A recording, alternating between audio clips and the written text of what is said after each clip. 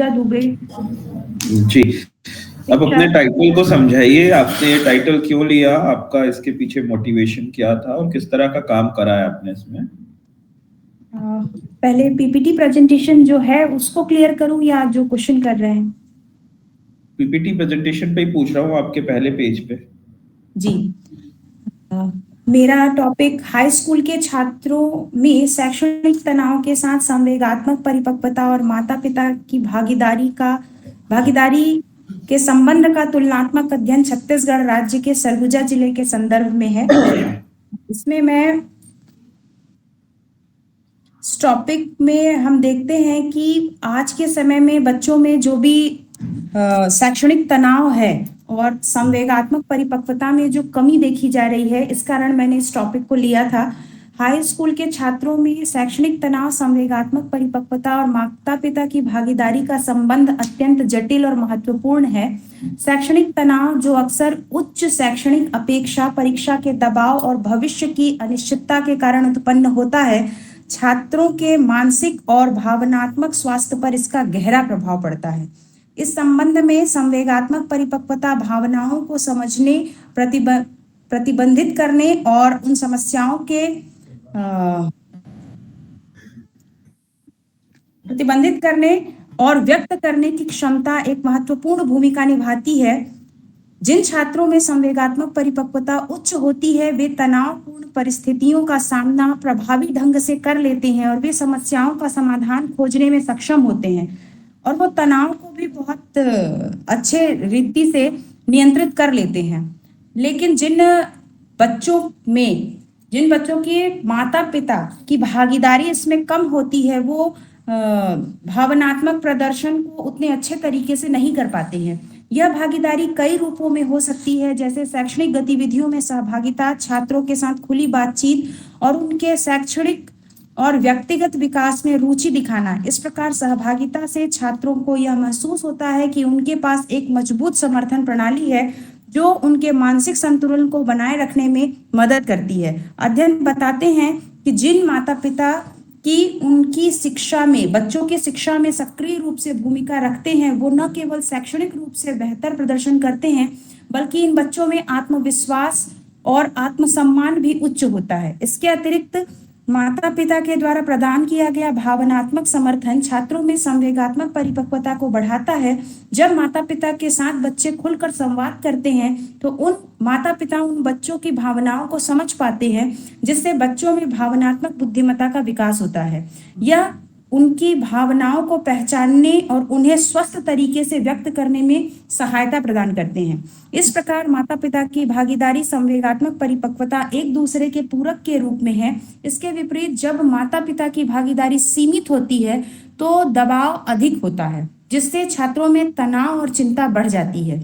यदि उम्मीदों का बोझ बच्चों के ऊपर अनुशासनात्मक दृष्टिकोण रहता है तो छात्रों में मानसिक और भावनात्मक स्थिति को नकारात्मक रूप से प्रभावित करता है। इसलिए यह आवश्यक है कि माता पिता एक संतुलित दृष्टिकोण अपनाकर जहां की छात्रों के शैक्षणिक प्रयासों को प्रोत्साहित करें, लेकिन इसके साथ ही उनकी भावनात्मक भलाई को भी ध्यान में रखें। इस प्रकार हाई स्कूल के छात्रों में शैक्षणिक तनाव, संवेगात्मक परिपक्वता, माता पिता की भागीदारी के बीच एक महत्वपूर्ण और जटिल संबंध होता है। छात्रों की संवेगात्मक परिपक्वता माता पिता की सहायता, भागीदारी से मिलकर छात्रों को शैक्षणिक चुनौतियों का सामना करने में सरल बनाती है। इस संबंध को समझना और इसे संतुलित करना आवश्यक है ताकि हम छात्रों के सर्वांगीण विकास को कर सकें और वे स्वस्थ और सफल जीवन बिता सकें।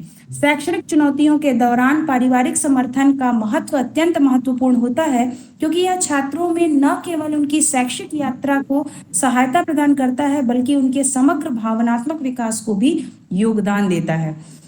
इस टॉपिक को लेने के पीछे मेरे कुछ उद्देश्य हैं। उद्देश्यों में पहला है हाई स्कूल के छात्रों के बीच शैक्षणिक तनाव के साथ माता पिता की भागीदारी के संबंध का अध्ययन करना।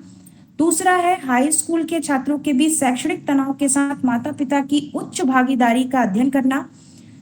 हाई स्कूल के छात्रों के बीच शैक्षणिक तनाव के साथ माता पिता की भागीदारी का निम्न संबंध का अध्ययन करना। हाई स्कूल के छात्रों के बीच शैक्षणिक तनाव के साथ माता पिता की उच्च भागीदारी का अध्ययन करना। हाई स्कूल के छात्रों के साथ शैक्षिक तनाव के साथ माता पिता की उच्च भागीदारी का अध्ययन करना। हाई स्कूल के छात्राओं के बीच शैक्षणिक तनाव के साथ माता पिता की निम्न भागीदारी का अध्ययन करना। हाई स्कूल के छात्रों के बीच शैक्षणिक तनाव के साथ माता पिता की निम्न भागीदारी का अध्ययन करना। हाई स्कूल के छात्रों के बीच शैक्षणिक तनाव के साथ संवेगात्मक परिपक्वता का अध्ययन करना। हाई स्कूल के छात्रों के बीच शैक्षणिक तनाव के साथ उच्च संवेगात्मक परिपक्वता का अध्ययन करना। हाई स्कूल के छात्रों के बीच शैक्षणिक तनाव के साथ संवेगात्मक परिपक्वता का अध्ययन करना। हाई स्कूल की छात्राओं के बीच शैक्षणिक तनाव के साथ उच्च संवेगात्मक परिपक्वता का अध्ययन करना। हाई स्कूल के छात्रों के बीच शैक्षणिक तनाव के साथ उच्च परिपक्वता का संबंध का अध्ययन। हाई स्कूल की छात्राओं के बीच शैक्षणिक तनाव के साथ निम्न संवेगात्मक परिपक्वता का अध्ययन करना। हाई स्कूल के छात्रों के बीच शैक्षणिक तनाव के साथ निम्न संवेगात्मक परिपक्वता का अध्ययन करना। इस शोध कार्य में निम्नलिखित परिकल्पनाएं निर्मित की गई हैं, जिसमें पहला है हाई स्कूल के छात्रों के बीच शैक्षणिक तनाव के साथ माता पिता की भागीदारी में महत्वपूर्ण संबंध नहीं है। दूसरा है हाई स्कूल के छात्रों के बीच शैक्षणिक तनाव के साथ माता पिता की उच्च भागीदारी में महत्वपूर्ण संबंध नहीं है। हाई स्कूल के छात्रों के बीच शैक्षणिक तनाव के साथ माता पिता की भागीदारी में महत्वपूर्ण संबंध नहीं है। निम्न भागीदारी में महत्वपूर्ण संबंध नहीं है। चौथा है हाई स्कूल के छात्रों के बीच शैक्षणिक तनाव के साथ माता पिता की उच्च भागीदारी में महत्वपूर्ण संबंध नहीं है। हाई स्कूल के छात्रों के बीच शैक्षणिक तनाव के साथ माता पिता की उच्च भागीदारी में महत्वपूर्ण संबंध नहीं है। हाई स्कूल के छात्रों के बीच शैक्षणिक तनाव के साथ माता पिता की निम्न भागीदारी में महत्वपूर्ण संबंध नहीं है।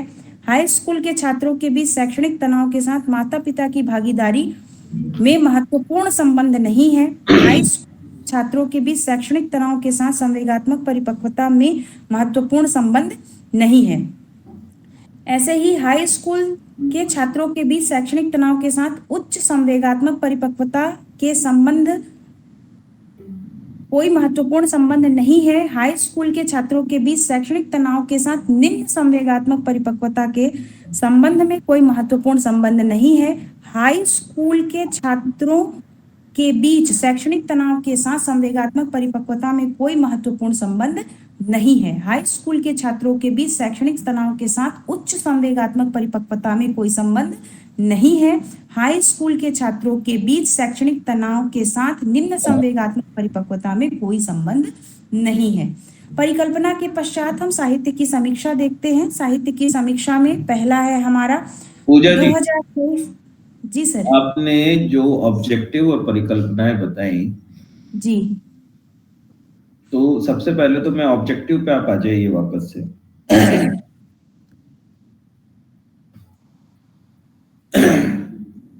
आपने जो मुख्य आपका उद्देश्य है, ऑब्जेक्टिव था एज पर योर टाइटल, उसके अंदर 3 फैक्टर है। माता पिता के साथ भागीदारी, जी, फिर संवेगात्मक संवेदनाएं हैं, उनके बारे में बात कर रहे हो, तीसरा तनाव। जी, ठीक है जी सर।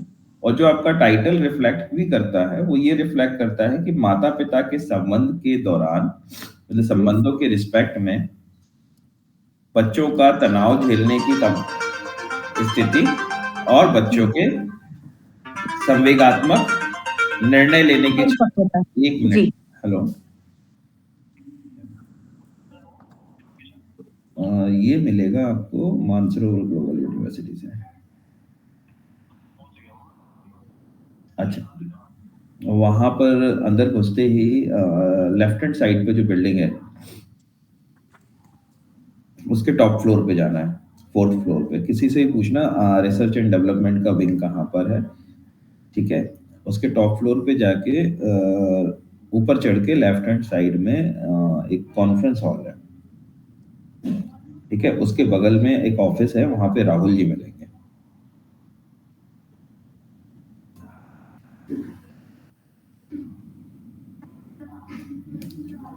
तो ये जो आपने इतने सारे यहाँ पर बार बार इन चीजों का दोहराव किया है, इनको दोहराने की आवश्यकता नहीं होती है। हाँ, ठीक है। अगर आप बोले उच्च भागीदारी, निम्न भागीदारी और भागीदारी, ये 3 तरह से आपने शब्द यूज करे हैं। हाँ सर। ओवरऑलेस हमारा तो सिंपल क्या आ रहा है कि शैक्षणिक तनाव और माता पिता की भागीदारी से हमारा क्या लेना देना है। हाँ उच्च है तो क्या है, निम्न है तो क्या है। जी।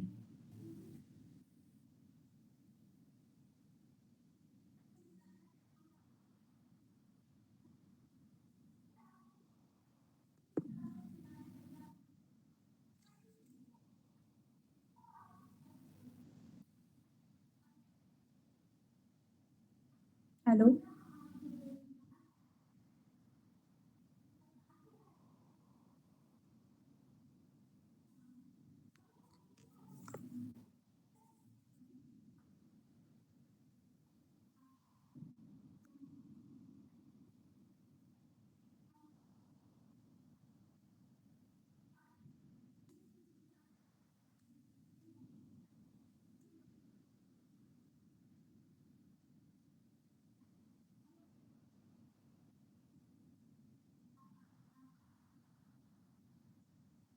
हेलो।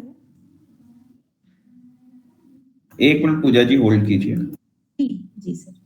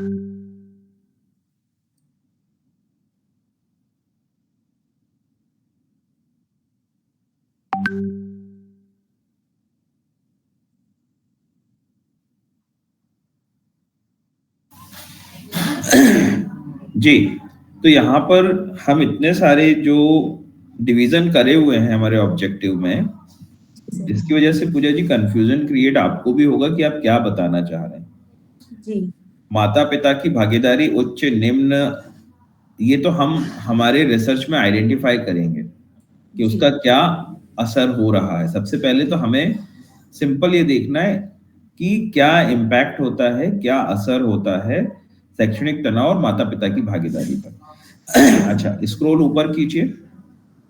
इसके अंदर आपने छात्रों को अलग रखा और छात्राओं को अलग रखा। जी ऑब्वियस सर। है आपकी रिसर्च में छात्र और छात्राओं के कैलकुलेशन हम अलग रिफ्लेक्ट करेंगे, पर यहाँ पर सिर्फ छात्रों ही काफी था। छात्रों के अंदर ही अगर मैं बात करूं, छात्र एंड छात्राएं अभी आप लिख सकते थे कि मेल फीमेल दोनों कंसीडर हो जाते। इसको इतने ज्यादा ऑब्जेक्टिव क्रिएट करना सेम चीज के लॉजिकल नहीं होता। जी ठीक है, तो ये ठीक। आपका थीसिस में भी आपने ऐसे ही किया है। हाँ सर, थीसिस भी ऐसे ही है। जब थीसिस में भी आपने इसी तरीके से किया हुआ है। जी। ठीक है, फिर कोई बात नहीं, आपने अपने सुपरवाइजर को दिखाया होगा, एक बार उनसे जरूर इस विषय पे चर्चा कीजिए। ठीक हाँ है, क्योंकि मुख्य रूप से आपके इसके 3 ऑब्जेक्टिव बनते हैं, जी। जो कि है माता पिता की भागीदारी और हाँ शैक्षणिक तनाव का विश्लेषण। हाँ जी शैक्षणिक तनाव के साथ बच्चे के संवेदात्मक जो परिपक्वता है, इम्पल्सिवनेस है, उसके बीच में संबंध। और तीसरा जी। जो आपका था, मतलब बेसिक ये 2 ही बन पाए। और तीसरा शैक्षणिक तनाव होता क्यों है, कॉज जी। ऑफ शैक्षणिक तनाव क्या है, उसके हाँ रीजंस ऑफ क्या उसके रीजन आ रहे हैं स्ट्रेसेस डेवलपमेंट के। जी। ठीक है, और इन सभी चीजों को किस तरीके से हैंडल करता है और इन तीनों चीजों में आपस में क्या रिलेशन है। तो हमारा मेन काम यही है कि हम इनको ही किस तरीके से हाँ आइडेंटिफाई करें। ठीक है, तो जब आप इसका विश्लेषणात्मक से बता भी रहे हैं तो उसको इतना ज्यादा पढ़ने की जरूरत नहीं है, आपके स्क्रीन पे रहेगा ये, तो आप उसको हाँ उस समय पे सिंपल बोलेंगे कि हमने हाई स्कूल के छात्रों और छात्राओं के बीच में माता पिता की भागीदारी और शैक्षणिक तनाव का अध्ययन किया है कि उनके संबंधों से उनके शैक्षणिक स्तर पे उनके शैक्षणिक प्रेशर को झेलने की प्रत्यस्तता क्या है, ये सारी चीजों पे हमने डिस्कशन किया है और उस पे हमारा एनालिसिस है। जी ठीक है, सेम वे फॉर अदर्स। हम बार बार इसको पढ़ेंगे तो पीपीटी से पढ़ना कोई लॉजिकली सही नहीं होता। जी आपको यहाँ पर एक्सप्लेनेटरी बनाना है सारी चीजें, दैट शुड बी एक्सप्लेनेटरी। हाँ हाँ प्रशांत जी जी, 9:30 to 5:45 ही रहेगा वर्किंग टाइम। और अगर हाँ, फोन ने बोला ये नहीं नहीं, सभी का वही 9:30 से 5:30 45 है। और सैटरडे का जरूर उनका टाइम बताया होगा। और दूसरा इनका मॉर्निंग में जैसे आईटी वालों को अपन देते हैं, पर वो आफ्टर पीरियड ऑफ टाइम है।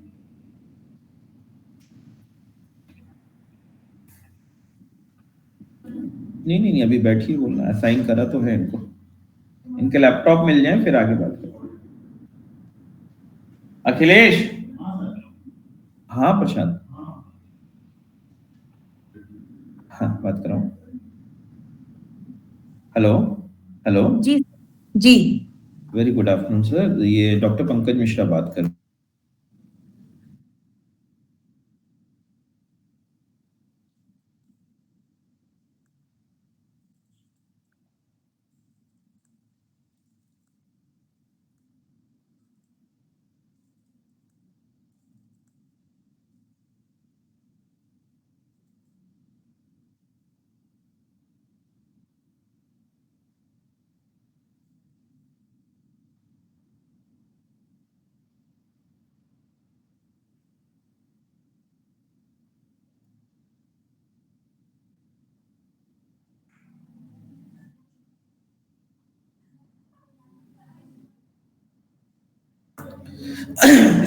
चलिए अब आगे आप इसको बढ़ाइए, तो आपकी जो परिकल्पनाएं होंगी उसके पेज पे भी आपको इन्हीं सारी चीजों को इन सिंगल शॉट की on the basis of all my objective, हमने हमारे सारे उद्देश्यों को ही पूरक करने के लिए जो परिकल्पनाएं निर्धारित करी हैं वो उन्हीं के बेस पे बनाई गई हैं। क्योंकि जी सर हमारा major targeted audience high school के बच्चे थे और उनके माता पिता के बीच के संबंध था। तो उसके रिस्पेक्ट में ही हमारी सारी की सारी परिकल्पनाएं निर्मित करी गई हैं, जो कि यहाँ पर लिस्टेड है, उन्हें पढ़ने की आवश्यकता नहीं है वन बाय वन। ठीक है सर। ओके, आगे चलिए, अब अपने इसके ऊपर आ जाइए, साहित्य की समीक्षा पे। जी सर। या बताइए। साहित्य की समीक्षा में हमने स्वर्गीय 2023 के अनुसार एक टॉपिक इन्होंने दिया था, मिडिल स्कूल और हाई स्कूल में माता पिता का दबाव, छात्र धारणाएं और शैक्षिक उपलब्धियां। इसमें इन्होंने जो रिसर्च किया उसका निष्कर्ष इस प्रकार है। माता पिता की अपेक्षा, भागीदारी की डिग्री और संचार की शैलियों के विविध स्तरों को प्रकट किया जाता है। पारिवारिक गतिशीलता का एक व्यापक परिदृश्य ये प्रदान करते हैं। इसके अतिरिक्त शैक्षणिक प्रदर्शन का विश्लेषण, लिंग विशिष्ट पैटर्न पर विचार करते हुए अन्वेषण में गहराइयों को जोड़ते हैं। पारंपरिक आकलनों से परे अध्ययन छात्र प्रेरणा, आत्मसम्मान, गतिशीलता और मुकाबले करने की रणनीतियों को शामिल करने के लिए अपनी पहुंच का विस्तार भी करते हैं। इनकी शोध इन अक्सर अनदेखी किए जाने वाले आयामों पर प्रकाश डालता है, जो माता पिता के दबाव और अकादमिक सफलता के बीच हुए बहुआयामी संबंधों की हमारी समझ को समृद्ध करता है। इस अध्ययन में छात्रों के तनाव के स्तर, शैक्षणिक प्रेरणा, मुकाबले करने के तंत्र पर माता पिता की अपेक्षाओं के प्रभाव पर जोर देते हुए चर्चा और परिणामों को आगे विभाजित किया गया है। शैक्षणिक प्रथाओं के लिए प्रभाव को और आगे के शोध के लिए मार्ग पर विचार दिया जाता है। जो छात्र के परिणामों को आकर देने में माता पिता के दबाव की भूमिका पर चल रहे प्रवचनों के में मूल्यांकन अंतर्दृष्टि का योगदान करते हैं। इसी प्रकार पद में भी 2023 में सार्वजनिक विद्यालयों में छात्रों के शैक्षणिक प्रदर्शन में माता पिता की भागीदारी पर शोध किया। आज की आधुनिक शिक्षा प्रणाली में माता पिता की भागीदारी आवश्यक है, क्योंकि इससे विद्यालय प्रशासन और छात्र की उपलब्धि में सुधार होता है।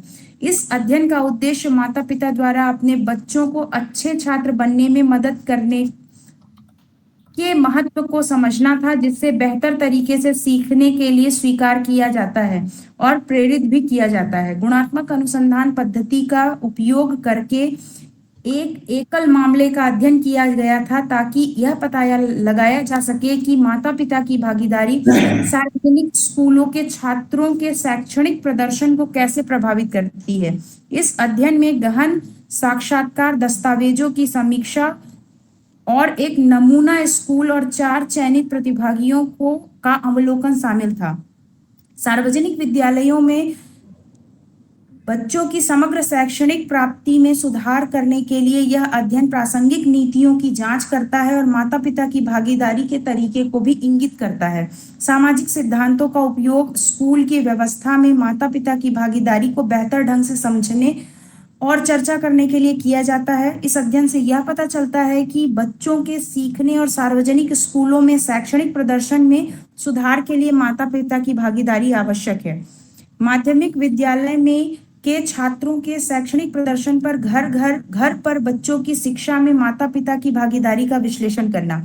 इसमें शैक्षणिक गतिविधियों में माता पिता की भागीदारी कैसी है, इसका अनुभव किया जाता है। अनुभवजन्य अध्ययन अनुसंधान के मौजूदा निकायों से पता चलता है कि माता पिता की भागीदारी उन बच्चों के शैक्षणिक प्रदर्शन को 2 अलग-अलग भागों में प्रभावित करती है। घर पर बच्चों की शिक्षा माता पिता की भागीदारी से संपन्न होती है और स्कूल में बच्चों की शिक्षा में माता पिता की भागीदारी, बच्चों की शिक्षा में माता पिता की सक्रिय भागीदारी निम्न सामाजिक आर्थिक स्थिति से वंचित पड़ोस के प्रतिकूल प्रभावों को भी संतुलित कर सकती है।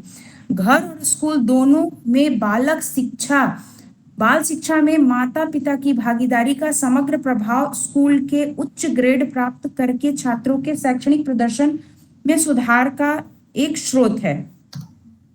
इसी प्रकार माध्यमिक तोरामन 2022 के अनुसार माध्यमिक विद्यालय के छात्रों की शैक्षणिक सफलता, शैक्षणिक तनाव और विद्यालय के लिए माता पिता के दबाव या समर्थन पे इन्होंने शोध किया था।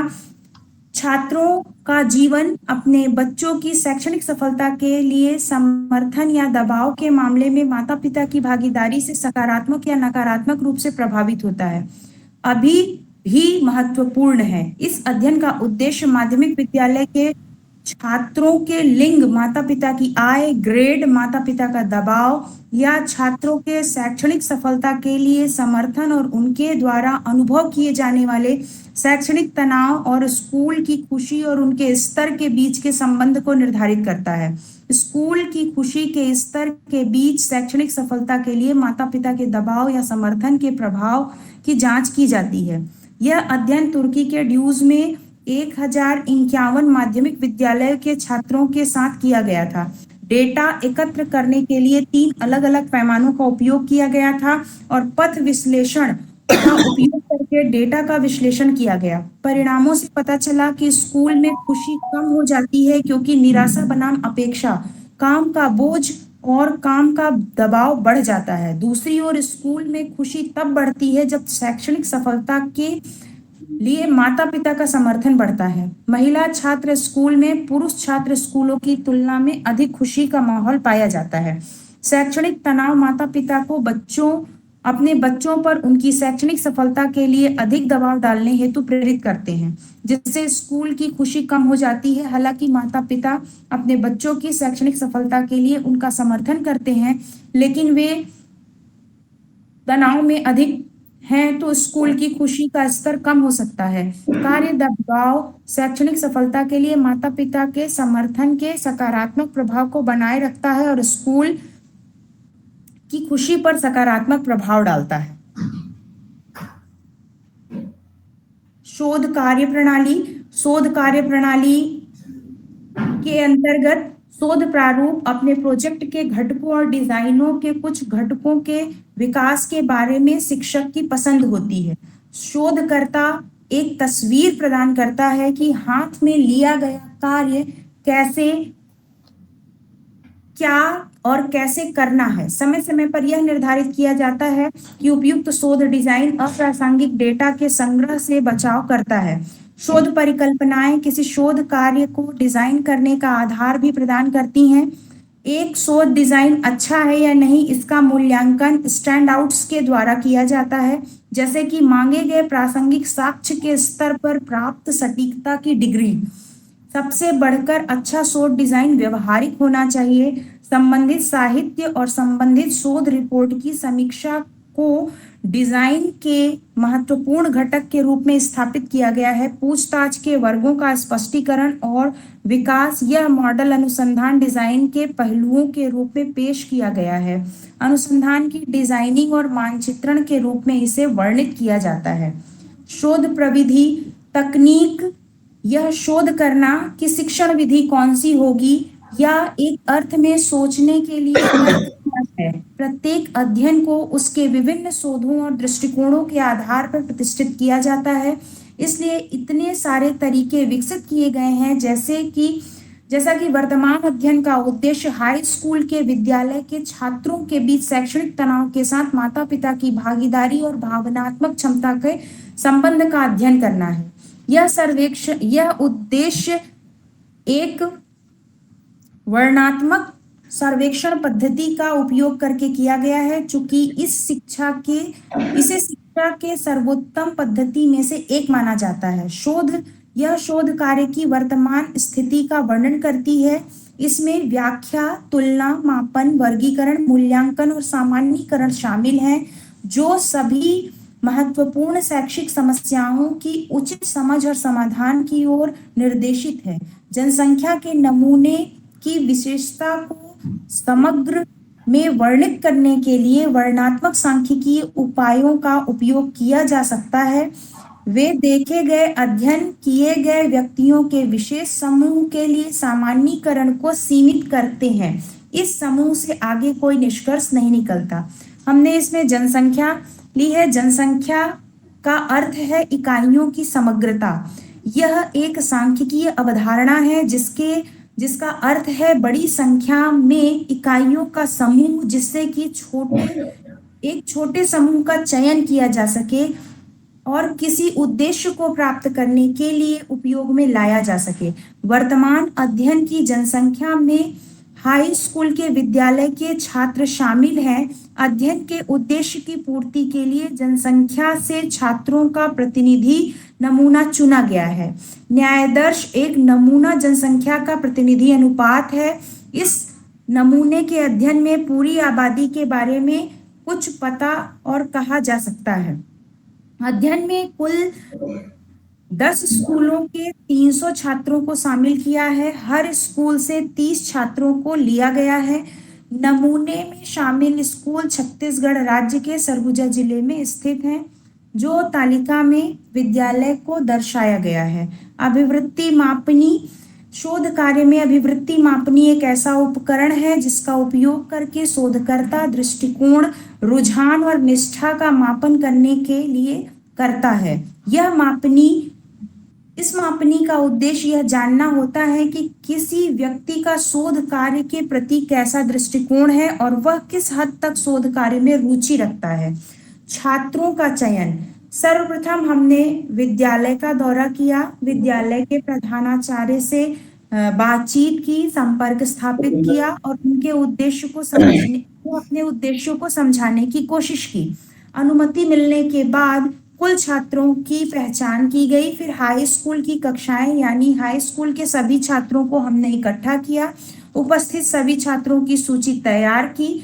ये जो सूची है वो रैंडम रूप से छात्रों का चयन किया गया है और हाई स्कूल में 300 छात्र के नमूने लिए गए हैं। प्रतिदर्श पैमाने का एक व्यक्तिगत परीक्षण करने के लिए सबसे पहले 5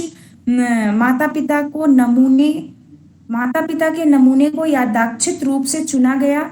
यह एक छोटे समूह के पैमाने को आजमाने के लिए फिर से 20 माता पिता के छोटे समूह को यादृच्छिक रूप से चुना गया। इसके अलावा हाई स्कूल स्तर पर छात्रों के 100 अभिभावकों का एक नमूना यादृच्छिक रूप से अंतिम परीक्षण के लिए और अपने पैमाने की विश्वसनीयता को बनाए रखने के लिए चुना गया। पैमाने के मानकीकरण के लिए लिया गया नमूना छत्तीसगढ़ राज्य से था। अब इसमें सांख्यिकीय उपकरण, मीन, मानक और काल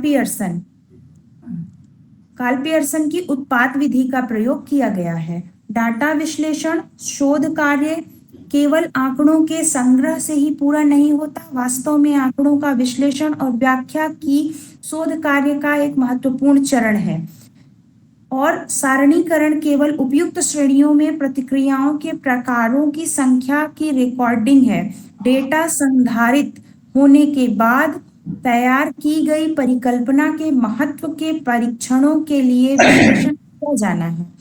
विश्लेषण एक प्रक्रिया है जो किसी न किसी रूप से अनुसंधान में प्रवेश करती है। शुरुआत से समस्या के चयन, विधियों के निर्धारण में एकत्रित आंकड़ों से निष्कर्ष निकालने में है। आंकड़ों के विश्लेषण का अर्थ निहित तथ्यों की खोज के लिए संगठित सामग्री का अध्ययन करना है। कुछ तथ्यों का पता लगाने के लिए डेटा का यथासंभव कई कोणों से अध्ययन किया जाता है।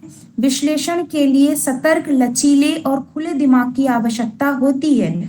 डेटा के वास्तविक संग्रह से पहले उद्देश्य की योजना तैयार कर लेना सार्थक है। उद्देश्य था हमारा हाई स्कूल के छात्रों के बीच शैक्षणिक तनाव और संवेगात्मक परिपक्वता के साथ माता पिता की भागीदारी का अध्ययन करना। परिकल्पना निर्मित की थी हमने कि शैक्षणिक तनाव और संवेगात्मक परिपक्वता के साथ माता पिता की भागीदारी में कोई महत्वपूर्ण संबंध नहीं है। डेटा कलेक्शन के बाद जो हमारे पास रिजल्ट आया है, इसमें दिखाता है कि शैक्षणिक तनाव और माता पिता की भागीदारी के बीच संबंध का गुणांक 0.927 है, जो 0.01 के स्तर के महत्व पर महत्वपूर्ण है। यह इंगित करता है कि हाई स्कूल विद्यालय के छात्रों के शैक्षणिक तनाव और माता पिता की भागीदारी एक दूसरे के साथ सकारात्मक रूप से सहसंबद्ध है। इसलिए शून्य परिकल्पना यानी हाई स्कूल विद्यालय के छात्रों के बीच शैक्षणिक तनाव के साथ माता पिता की भागीदारी का कोई महत्वपूर्ण संबंध नहीं है, खारिज कर दी जाती है। यह सकारात्मक सहसंबंध को दर्शाता है। माता पिता की भागीदारी में वृद्धि के साथ हाई स्कूल के छात्रों का शैक्षणिक तनाव बढ़ता है और इसके विपरीत यह व्याख्या की जाती है कि माता पिता की भागीदारी जितनी अच्छी होगी, छात्रों का शैक्षणिक तनाव उतना अधिक होगा। दूसरा है हाई स्कूल के छात्रों के बीच शैक्षणिक तनाव और संवेगात्मक परिपक्वता के साथ उच्च भागीदारी का अध्ययन। उच्च परिकल्पना में हमने निर्मित किया था कि शैक्षणिक तनाव और संवेगात्मक परिपक्वता के साथ उच्च माता पिता की भागीदारी का कोई महत्वपूर्ण संबंध नहीं है। इसमें हम जब डाटा कलेक्ट किए और जब इसका रिजल्ट आया, उसमें ये रिजल्ट दिखा हमको कि शैक्षणिक तनाव और उच्च माता पिता की भागीदारी के बीच सहसंबंध गुणांक 0.769 है, जो 0.01 स्तर के महत्व पर महत्वपूर्ण है। यह इंगित करता है कि हाई स्कूल विद्यालय के छात्रों के शैक्षणिक तनाव और उच्च माता पिता की भागीदारी एक दूसरे के साथ सकारात्मक रूप से सहसंबंधित है। इसलिए शून्य परिकल्पना यानी हाई स्कूल के विद्यालय के छात्रों के बीच शैक्षणिक तनाव के साथ माता पिता की भागीदारी कोई महत्वपूर्ण संबंध नहीं है, खारिज की जाती है। यह सकारात्मक सहसंबंध जी कंटिन्यू करिए। दर्शाता है कि माता पिता की भागीदारी में वृद्धि और हाई स्कूल विद्यालय के छात्रों का शैक्षणिक तनाव बढ़ता है। और इसके विपरीत यह व्याख्या की जाती है कि माता पिता की भागीदारी जितनी ज्यादा होगी, हाई स्कूल के विद्यालय के छात्रों का शैक्षणिक तनाव उतना अधिक होगा, और इसके विपरीत। इन सभी से यह निष्कर्ष निकलता है कि शोध अध्ययन हाई स्कूल के छात्रों में शैक्षणिक तनाव और संवेगात्मक परिपक्वता, माता पिता की भागीदारी के बीच महत्वपूर्ण सहसंबंध विद्यमान है। प्राप्त आंकड़ों के विश्लेषण से यह ज्ञात होता है कि जिन छात्रों के माता पिता अधिक सक्रिय रूप से उनकी शिक्षा में संलग्न थे, उनमें संवेगात्मक परिपक्वता बेहतर पाई गई, जिससे उनका शैक्षणिक तनाव अपेक्षाकृत कम था। वहीं जिन छात्रों को माता पिता का अपेक्षित सहयोग नहीं मिला, उनमें शैक्षणिक तनाव अधिक और संवेगात्मक परिपक्वता निम्न स्तर पर पाई गई। अतः अध्ययन की परिकल्पना एक जिसमें शैक्षणिक तनाव, संवेगात्मक परिपक्वता, माता पिता की भागीदारी के बीच कोई महत्वपूर्ण संबंध नहीं होने का दावा किया गया, अस्वीकार हो जाता है। निष्कर्ष के रूप में हम यह कह सकते हैं कि माता पिता की सक्रिय भागीदारी न केवल संवेगात्मक परिपक्वता को विकसित करने में सहायक है, बल्कि उनके शैक्षणिक तनाव को भी नियंत्रित करने में महत्वपूर्ण भूमिका रखते हैं। वहीं दूसरी परिकल्पना हाई स्कूल के छात्रों के शैक्षणिक तनाव और संवेगात्मक परिपक्वता के साथ उच्च माता पिता की भागीदारी के बीच महत्वपूर्ण संबंध मौजूद है। शोध के दौरान प्राप्त आंकड़ों से यह ज्ञात हुआ कि जिन छात्रों के माता पिता उनकी शैक्षणिक गतिविधियों में अधिक रुचि लेते हैं, उन्हें आवश्यक मार्गदर्शन और भावनात्मक समर्थन प्रदान करते हैं, वे संवेगात्मक रूप से होते हैं और उनमें शैक्षणिक तनाव का स्तर अपेक्षाकृत कम पाया जाता है। आपके चार्ट्स दिखाइए पूजा जी, चार्ट्स दिखाइए, चार्ट्स प्रिपेयर होंगे ना जी, दिखाइए।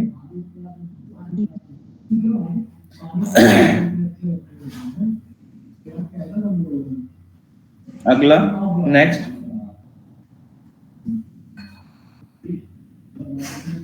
नेक्स्ट। दो है सर, सिर्फ दो ही लगाए हैं जी, बाकी और नहीं लगाए सर पीपीटी में। और इसके आपने ग्राफ भी बनाए थे टेबल के अलावा?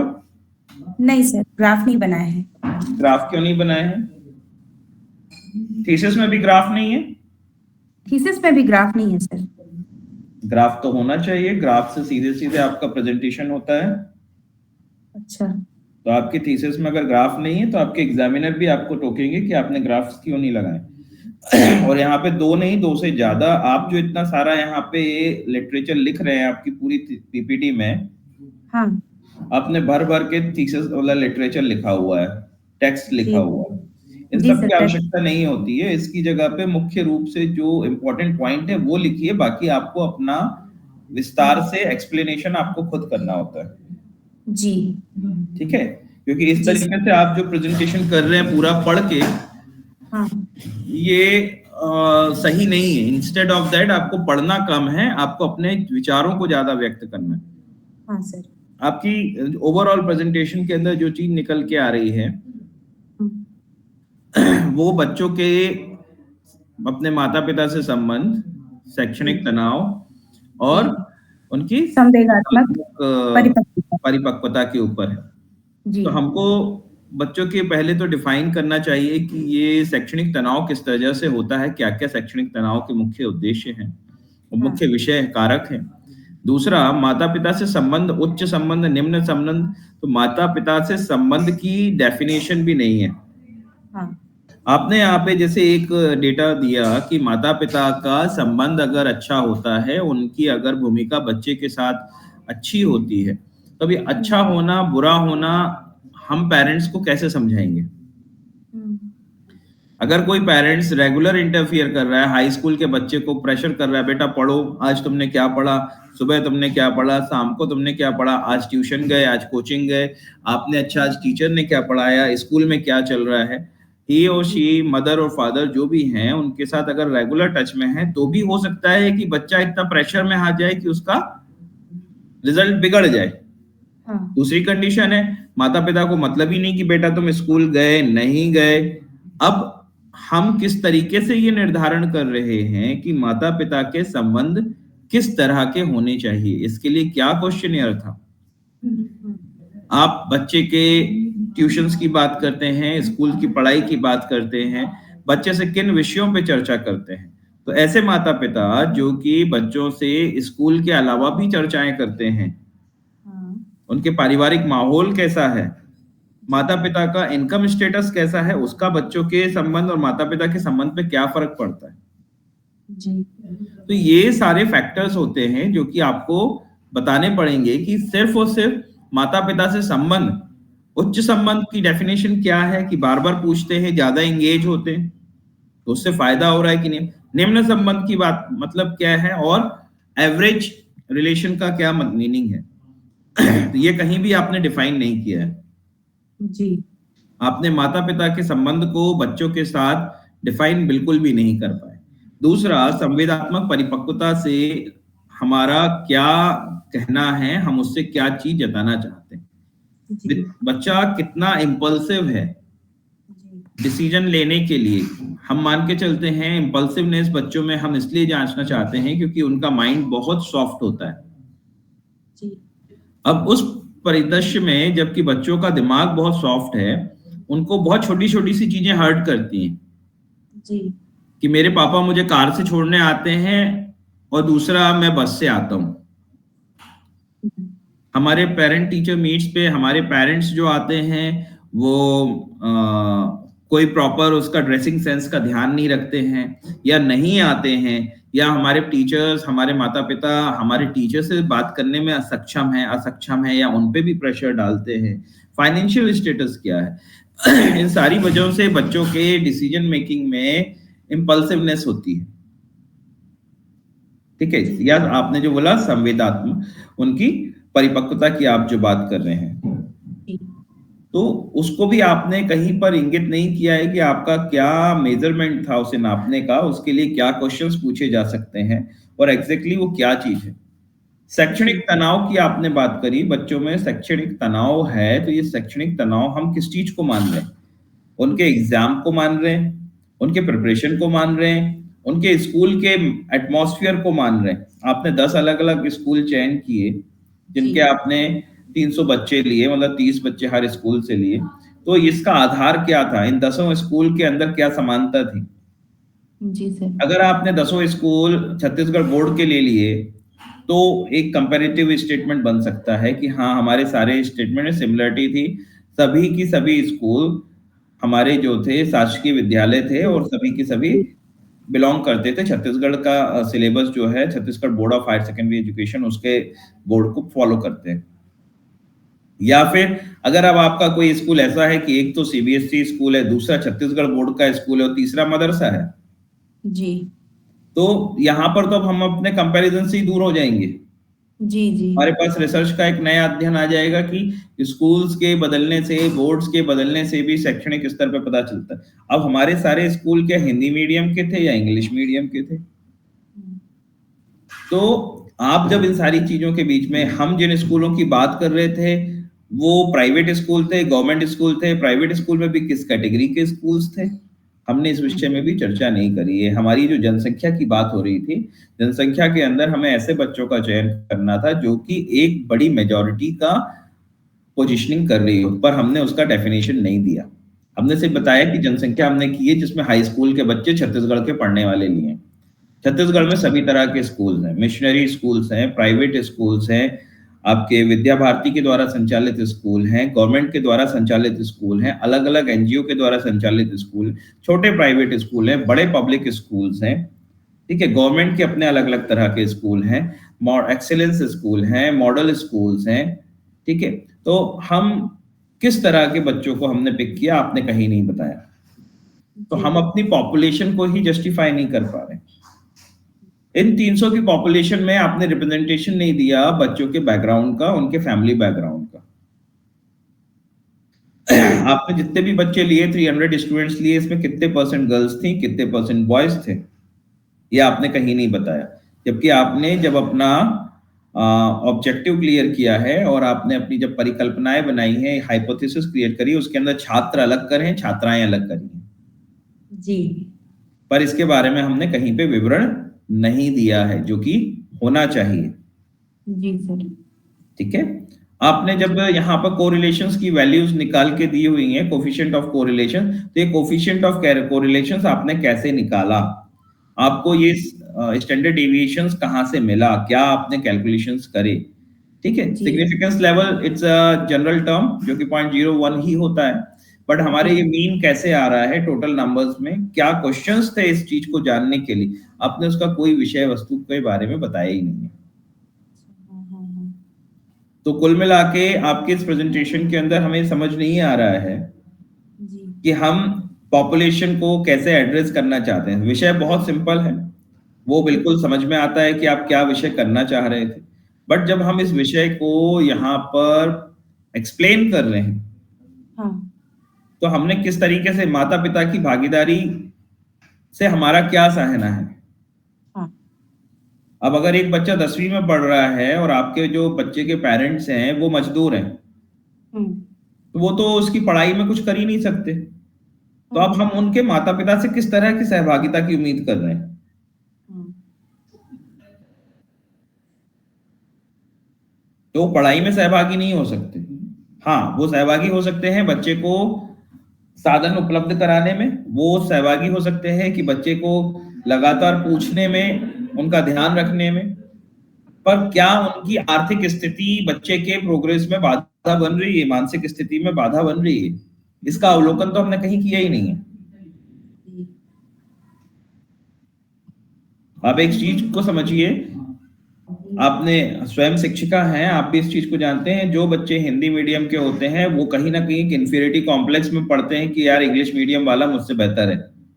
जी जब ये इन्फीरियरिटी कॉम्प्लेक्स है तो जब वो कंपटीशन फेस करने जा रहा है, क्योंकि जो आपका छत्तीसगढ़ बोर्ड के भी बच्चे लेंगे वो हिंदी के भी होते हैं, इंग्लिश के भी होते हैं, तो बच्चा कहीं ये ना सोच ले कि यार हम तो हिंदी मीडियम वाले हैं, सरकारी स्कूल से हैं, हम टॉप नहीं करेंगे, तो ये तो उनका मानसिक जो अवचेतना है वही डाउन साइड में चली गई।